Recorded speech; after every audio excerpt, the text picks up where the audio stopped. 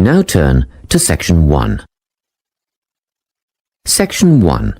You will hear a conversation between a clerk at the inquiries desk of a transport company and a man who is asking for travel information. First, you have some time to look at questions 1 to 5.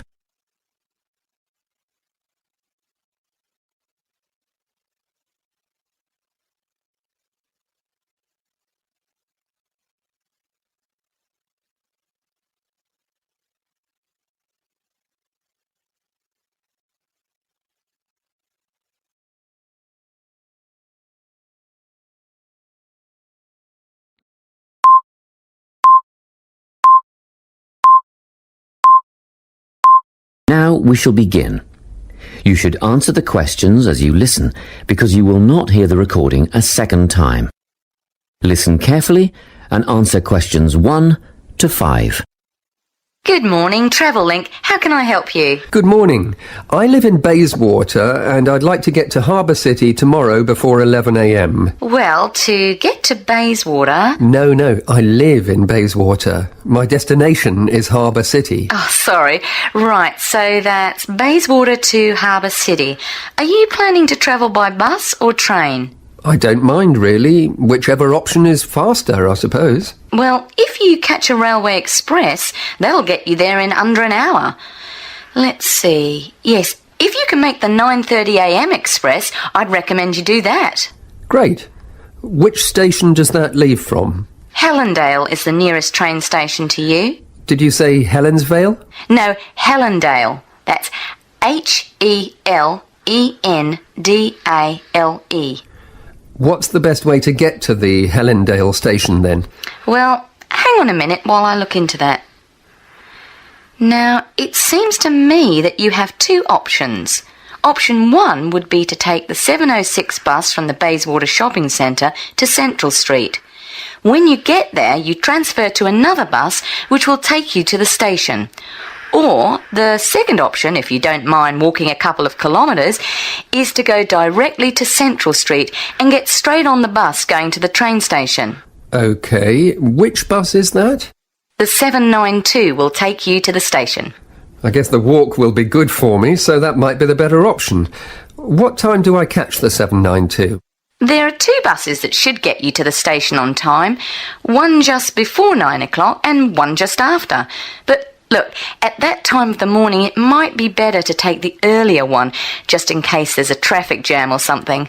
The 8:55 is probably safer than the 9:05. Yeah, I don't want to miss the train, so I'll be sure to get on the 5 to 9 bus. Before you hear the rest of the conversation, you have some time to look at questions 6 to 10.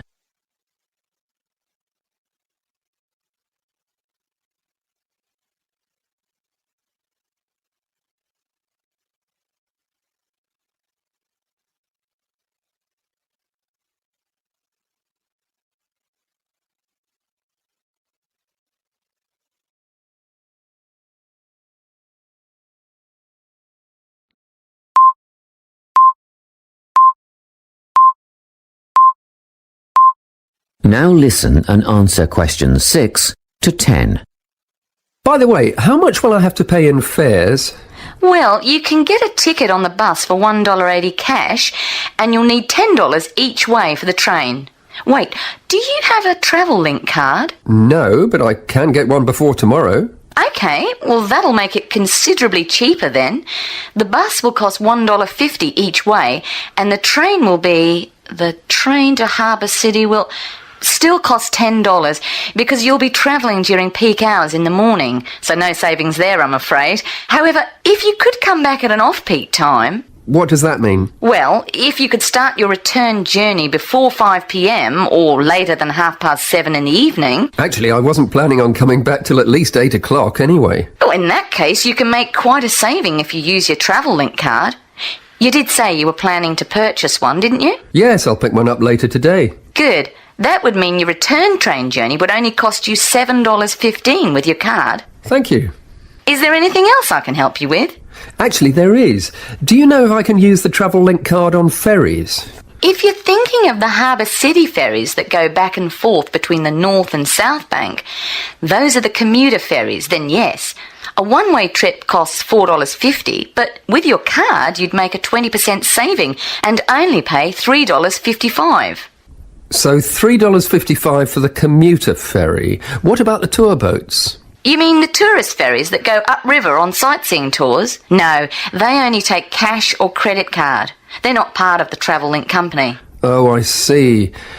I don't suppose you know the cost of a tour? In actual fact, I do, because I took a friend on the trip upriver just last week.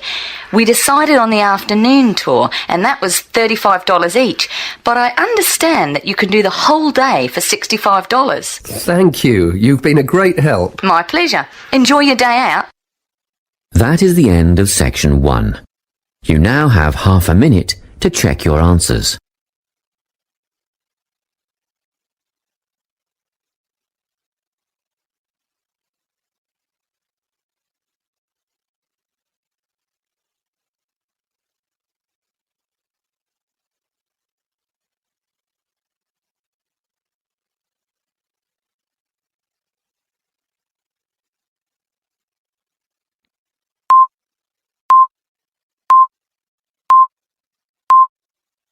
Now turn to section 2. Section 2. You will hear a guidance counsellor talking to a group of students. First, you have some time to look at questions 11 to 14.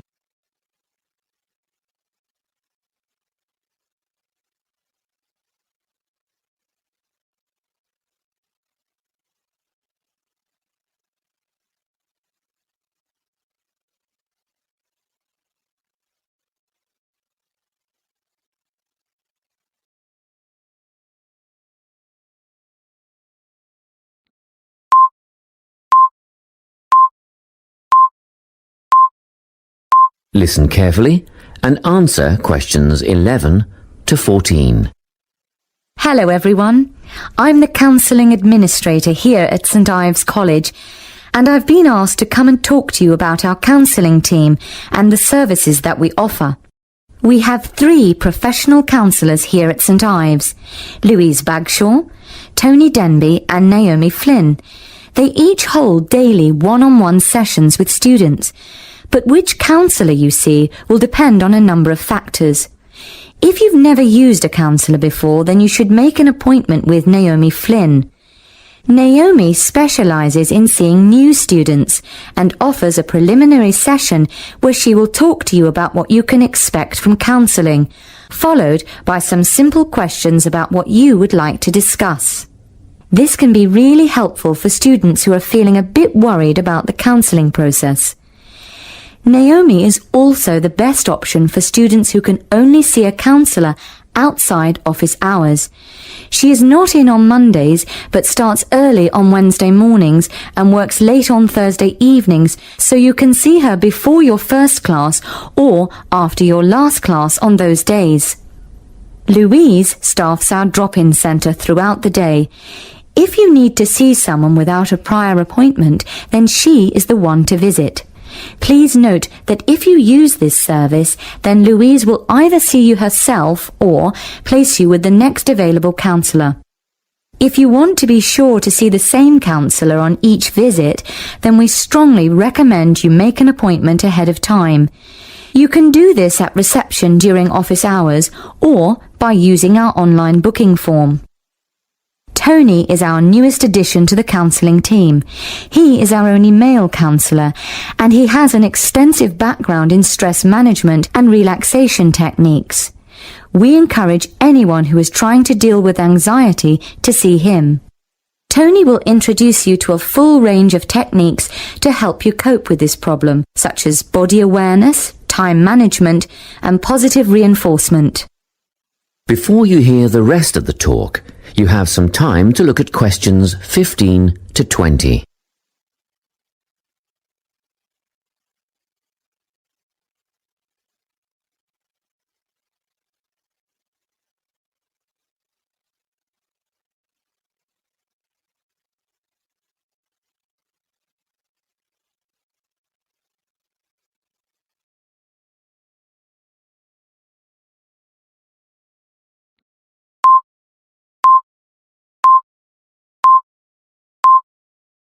Now listen and answer questions 15 to 20. Each semester, the counselling team runs a number of small group workshops. These last for 2 hours and are free to all enrolled students. Our first workshop is called Adjusting. We've found that tertiary education can come as a big shock for some people. After the structured learning environment of school, it is easy to feel lost. In this workshop, we will introduce you to what is necessary for academic success. As you might expect, we're targeting first-year students with this offering. Getting organised follows on from the first workshop.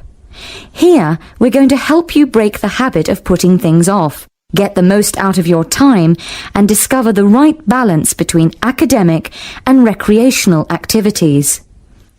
With Getting Organised, we're catering to a broader crowd, which includes all undergraduates and postgraduates. Next up is a workshop called Communicating. The way people interact here may be quite different to what you're used to, especially if you've come from abroad. We'll cover an area that many foreign students struggle with, how to talk with teachers and other staff. We'll cover all aspects of multicultural communication. International students tend to get a lot out of this class, so we particularly encourage you to come along. But I must say that sometimes students from a local background find it helpful too, so everyone is welcome.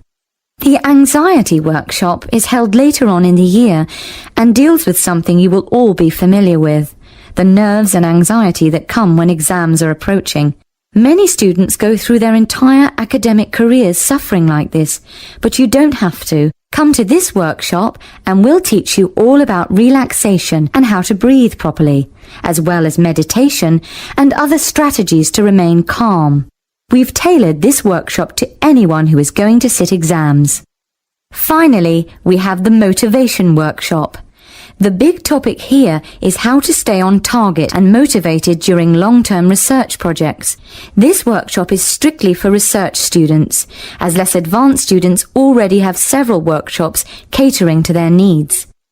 Well, that's it. Thanks for your time. If you have any questions or want more information about our services, do come and see us at the counselling service. That is the end of section 2. You now have half a minute to check your answers.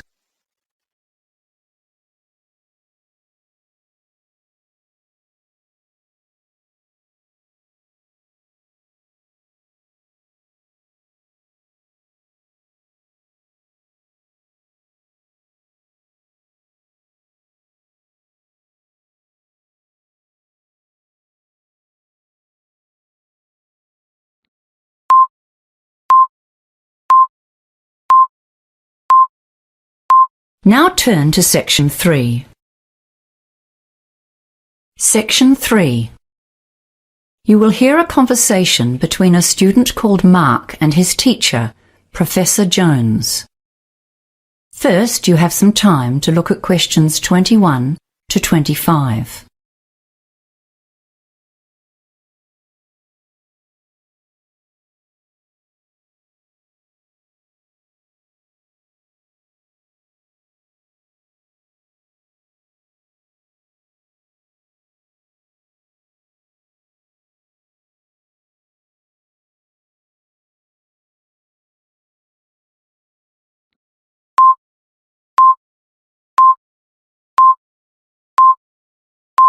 Now listen carefully and answer questions 21 to 25. Hello, Mark. What can I do for you? Oh, hi, Professor Jones. I've come to ask you a big favor. Let me guess, Mark. You want more time for your essay assignment. You're the third student I've seen today, all with the same request. It beats me why a few people leave their planning to the last minute and then think that they can come at a day's notice and get a reprieve.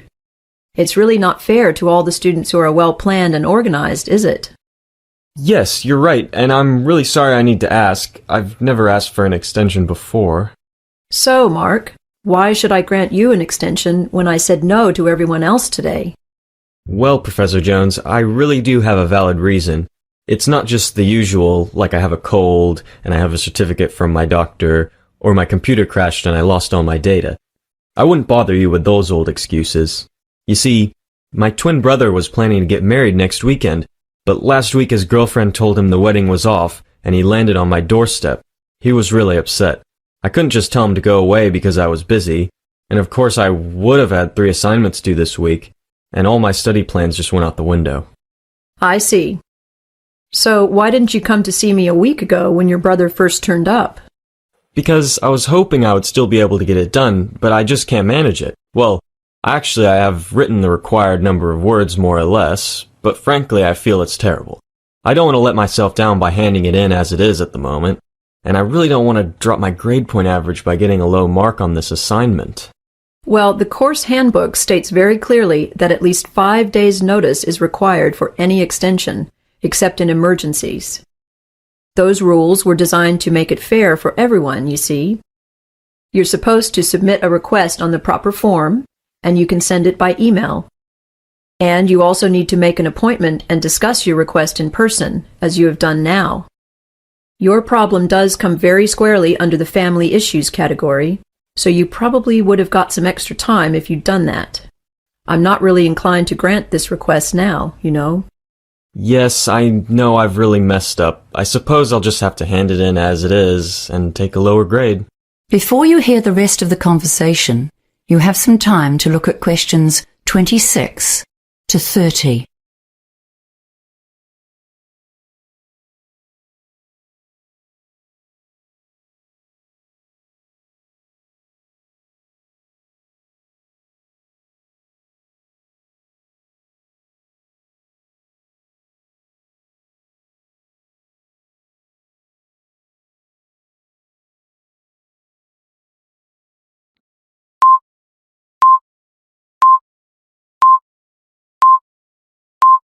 Now listen and answer questions 26 to 30. Well, at least you've made a start, which is more than can be said for your other colleagues today. Have you got what you've done so far? Come on, we'll look through it together, and I'll see if I can make a few suggestions for a quick fix. How about that? Oh, thank you. Yes, here it is on my laptop. Well, let's see. Let's start with the bibliography. Yes, you've consulted most of the sources I suggested, but you don't have any references of your own, and that was part of the task, wasn't it? You need at least 3 references of your own, see?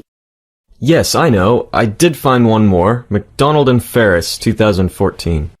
Okay, that's a good one. I suggest you look at their reference list too, and chase up a couple more from there. You should be able to find everything you need in the online library databases, especially LanguageLine. Yes, okay. So what about the essay structure and the argument? Are they okay, or am I barking up the wrong tree? Well, you just seem to jump straight into your first point here. I'm not sure where your essay is going. Where's the introduction? Oh, right. I always leave that till the end and write it after I've finished the rest of the essay. That way, it ties into what I've already written. Well, that's what we were taught in the study skills course anyway. Yes, and you're quite right. So tell me about your ideas. What's your main argument? Well, I'm not really sure. I think I understand the 3 opposing theories okay, but I don't really have a strong opinion about which one is correct. I was more thinking of explaining them all as clearly as I can, and then giving the evidence for each one. I don't think there's a clear-cut right or wrong. Well, that's my opinion anyway. Do we need to say that one is better than the other 2? No, you don't. And what you are planning to do is often the best way to go about it. Well, I've been skimming through what you've written while we've been talking, and one thing you definitely must do before you submit this assignment is to edit it for grammar and spelling mistakes. There are a lot of errors here, just simple things that are easy to fix.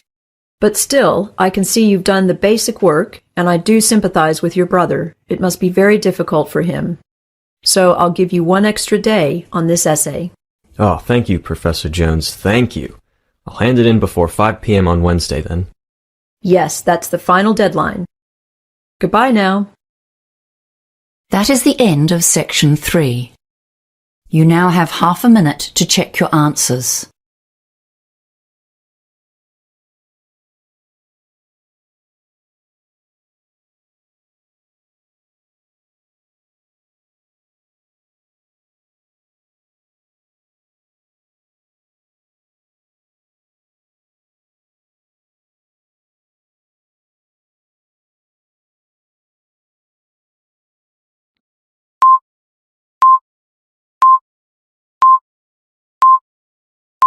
Now turn to Section 4. Section 4. You will hear a lecturer giving a talk on managing creativity in business. Now you have some time to look at questions 31 to 35.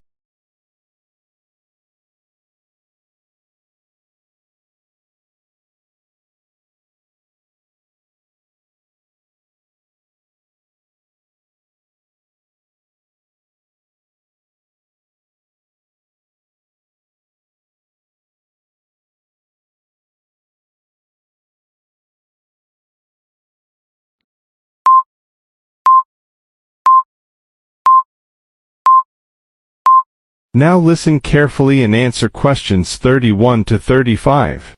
Hello, everyone. The topic of today's management lecture is managing creativity in your business. And believe me, this is one of the toughest tasks that any manager has to face. How do you lead and control the staff whose job it is to create new business and product ideas for you? They are the ones full of creativity and imagination, so they need to have a lot of freedom. After all, they are the people who are paid to come up with new ideas. Controlling staff who are at the forefront of innovation will be one of your most challenging tasks. After all, creativity implies freedom of thought and action. Management styles used to be different, especially in manufacturing. In the factory, staff would be told what to do and how to do it, with a watchful eye kept on them. In that setting, standardization was important for efficiency and product quality. Work could be exceptionally boring, and there was no place for individuality. Now, of course, robots have taken over many of the exacting repetitive tasks.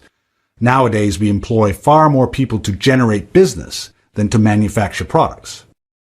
It's very competitive out there. Innovation.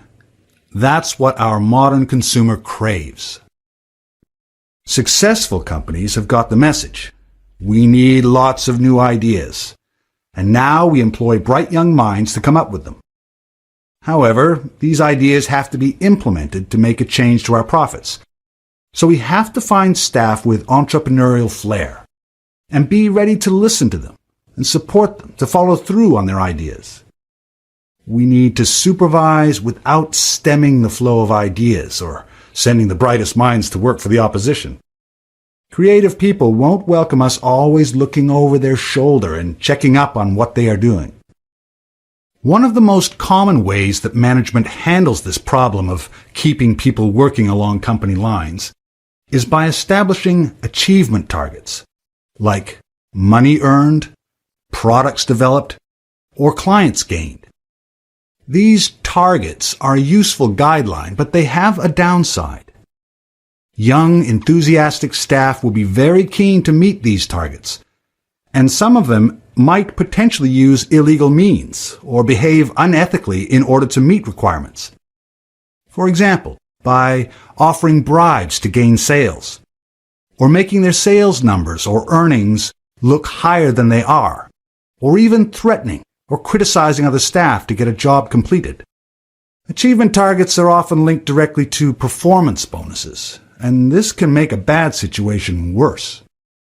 So as you can see, the standard management techniques can create inherent problems both for the individual and for the company. Now you have some time to look at questions 36 to 40.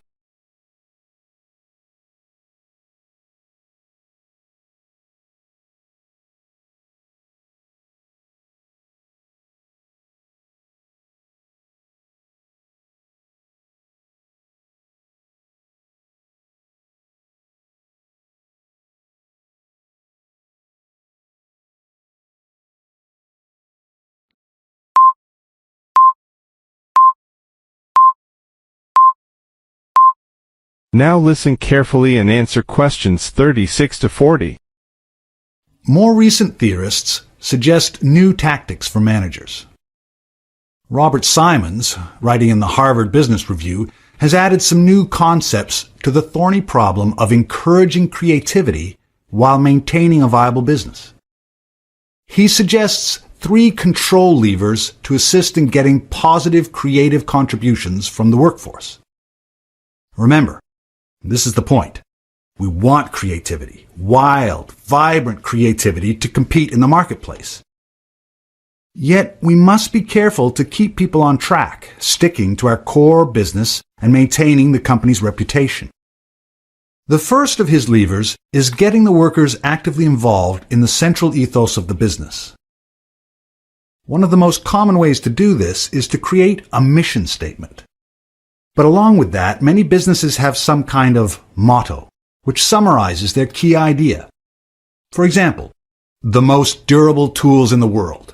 Or perhaps, the customer comes first. Whatever it is, you'll want your bright minds to believe it and act on it. So Robert Simons suggests that it should be developed with staff input, letting them feel like part of the operation. After all, their jobs depend on it.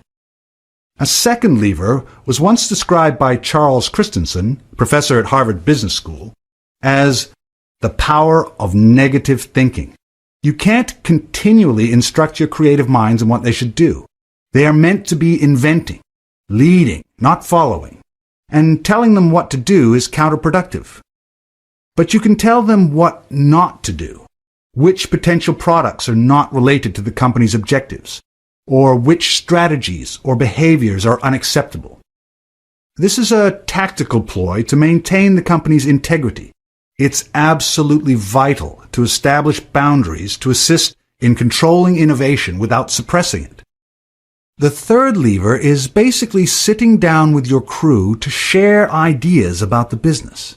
As manager, your duty is to stay abreast of the external factors such as who's competing in your market, how well is the company doing this month, and are you losing or gaining money?